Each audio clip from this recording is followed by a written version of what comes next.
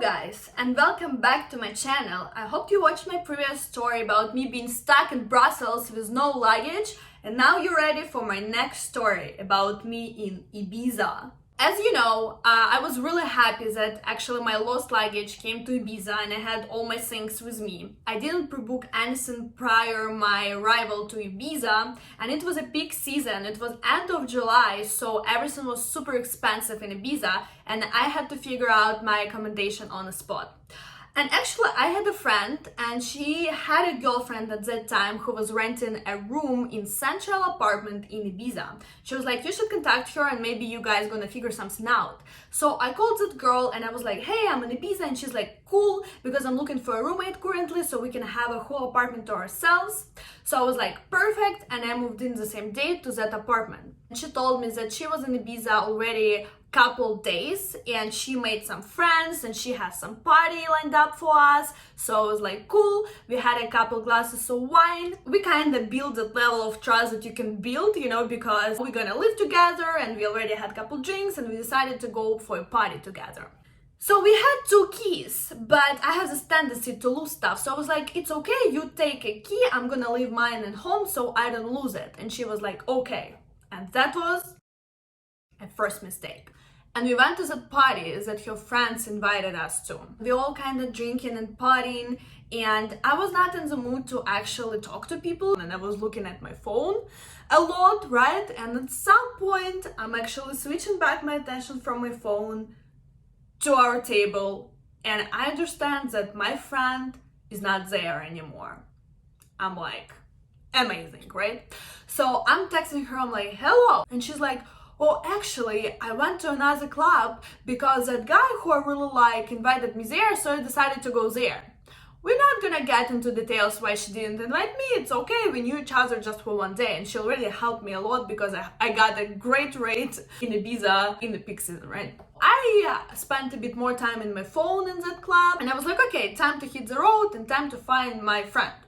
So I went to that another place, another club. At the moment it was like already 3 a.m. and it was already pretty quiet at that club. Obviously she was not there. She's texting me at this moment. She's like, oh yeah, actually we are not at the club anymore. I went to his hotel. And I'm like, amazing. And she's like, okay, so this hotel is just like 5 minutes from that club. Just come to a hotel. I'm gonna send you a room number now. Pick up your keys and go home. And I'm like, amazing. At this point, my phone decides to die.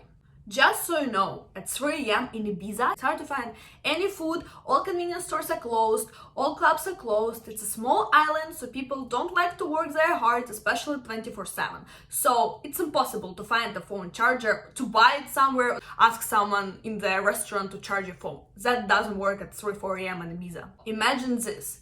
Me walking in a short dress, full makeup, wearing high heels, lost in the streets of Ibiza with my dead phone, having no idea where to buy my charger, having no idea where to get even water, and where I am, I had no idea because it was my first day with only one thought in my head. Why me and why now? And at this point, a guy approaches me with a strong Spanish accent. He asks me, are you okay? And I'm like, well, not really. And I told him briefly the stories that happened to me, and he was like, it's okay, I know the nearest taxi station here, let me bring you there, and probably they will help you to charge your phone, and maybe from that point you'll be able to find where your friend is. And I'm like, great. So we went to the taxi station, and from 20 taxi drivers, 1 had iPhone chargers, thanks God. I charged my phone, I texted my friend, I picked up my keys, and I went home. I've never seen that Spanish guy again, but we followed each other in Instagram, and the morning after I found out that he was actually some famous Spanish singer, so we actually still follow each other on Instagram, and I thank him till this day. I hope it's never gonna happen to me again. What we have learned from this story? First, try to always keep your power bank with you, or at least have a charger, so at least you can go to somewhere, I don't know where, maybe even ask taxi driver and charge your phone. Second, don't trust people that you met on the first day, even it's a vacation and you had couple drinks. Maybe they're gonna have some other stuff, during that night you're gonna go party. So, keep your keys and belongings to yourself. Third, Maybe try to write the phone number of your friend or roommate on the paper and keep it somewhere safe. And in case if your phone dies or you lose it, you can still call your friend and figure out where your friend is and where your key is or something else, right? Fourth, just in case if you don't have power bank or charger with you, make sure your phone is fully charged and you have numbers of everyone you have to call in any crazy situations that can happen to you. Thank you so much, and I hope you enjoyed my little story about me being lost in Ibiza. I hope you've learned some crazy lessons, and I hope you're gonna be happy to subscribe my channel and to like my video in order for me to post even more interesting and crazy stories for you. Thank you.